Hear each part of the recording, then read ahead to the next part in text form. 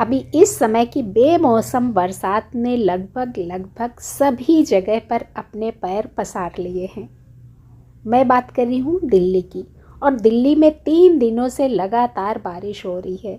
चौथे दिन आज अभी थोड़ी थोड़ी सी धूप निकलनी शुरू हुई है, सिर्फ आधा घंटा पहले। और इस बारिश में ना सबसे ज़्यादा नुकसान होता है हमारे उन पौधों का जिनको पानी की बहुत कम ज़रूरत है, जैसे कि हमारे अडेनियम हो गए, हमारे जेड प्लांट हो गए, या हमारे सक्लेंट और कैक्टस हो गए।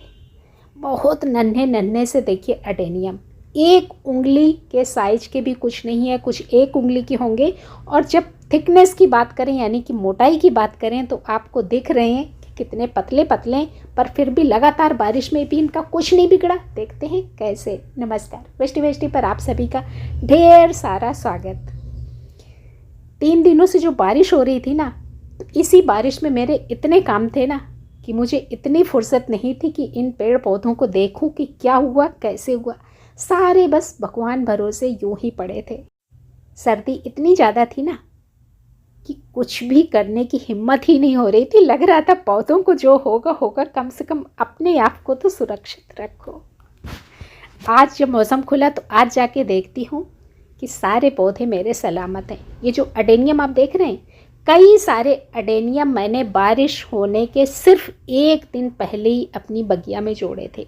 और मुझे सबसे ज़्यादा डर लग रहा था कि जो मैंने 5 या 6 अडेनियम अभी अपनी बगिया में लगा के रखे हैं और अगले दिन से बारिश हो रही है और मैं घर में भी नहीं हूँ, रात में आती थी और रात में कुछ भी कर भी नहीं सकती थी। यहाँ तक कि इसमें पॉलीथीन वगैरह कुछ भी डाल के इनको सुरक्षित नहीं रख पाती थी। पर थैंक गॉड सब कुछ सही सलामत है। जब हम काम करते हैं ना, और काम करते समय थोड़ी छोटी छोटी सावधानियां बरती जाती हैं, तो हमारे बहुत सारे खतरे कम हो जाते हैं। और मैं यही करती हूँ, जब काम करती हूँ ना, तो ये सोच के करती हूँ कि एक बार अच्छे से काम कर लिया जाए तो हमेशा आपके सर पे तलवार नहीं लटकी रहती है। और यही कारण है कि निश्चिंत होकर आप कहीं जा सकते हैं, बारिश में लगातार छोड़ सकते हैं, पर उसके लिए आपको 3 सावधानियां रखनी बहुत ज़रूरी हैं। तो आप अपने अडेनियम लगा रहे हैं, जेड प्लांट्स लगा रहे हैं, कैक्टस, सक्लेंट जो भी लगा रहे हैं ना, तो सबसे पहले तो आपको ये देखना होता है कि आपके गमले की गहराई बहुत ज़्यादा नहीं होनी चाहिए। गमला बहुत ज़्यादा गहरा नहीं होगा तो पानी ज़्यादा नहीं रुकेगा। और दूसरी सबसे बड़ी बात कि जब आप इनकी मिट्टी बनाएंगे तो बहुत मोटी वाली बनाएंगे। उस मिट्टी को मोटा करने के लिए कंकड़, पत्थर, बजरी, ईंट, तियों के टुकड़े जो भी आप ज़्यादा से ज़्यादा मिला सकते हैं वो सब कुछ मिला दीजिए, जिससे कि मिट्टी में पानी लगातार नहीं ठहरेगा। ये देखिए बहुत सारे आपको टूटे हुए गमले के टुकड़े उकड़े नज़र आ रहे होंगे। और तीसरी सबसे बड़ी बात कि आपने अगर एडेनियम लगाए हैं ना, तो इनके कोडेक्स को बहुत ज़्यादा मिट्टी के अंदर दबा के नहीं रखना होता है।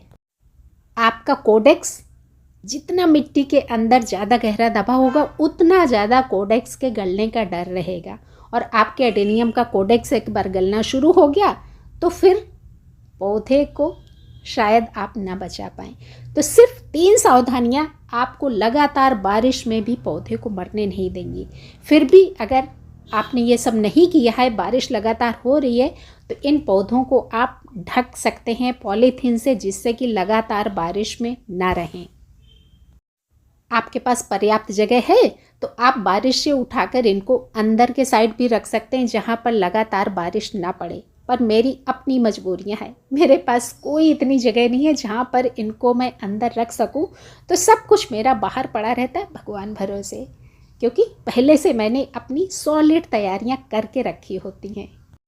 आपकी अगर ये 3 बेसिक तैयारियां पूरी है ना, तो आपको परेशान होने की ज़रूरत नहीं है। आपके पौधे कभी भी नहीं मरेंगे। जानकारी काम की लगी हो तो लाइक ज़रूर करिएगा, कंजूसी मत किया करिए। और अगर परिवार से जुड़ना चाहते हैं, लगता है आपको जुड़ने की ज़रूरत है, तो बेल आइकन दबाइए। परिवार से जुड़ी ढेर सारे वीडियोज़ के नोटिफिकेशंस भी पाइए। और अगर आपके किसी अपने की ज़रूरत है तो वीडियो को शेयर भी कर दीजिए। मिलती हूँ किसी और वीडियो के साथ, तब तक के लिए धन्यवाद।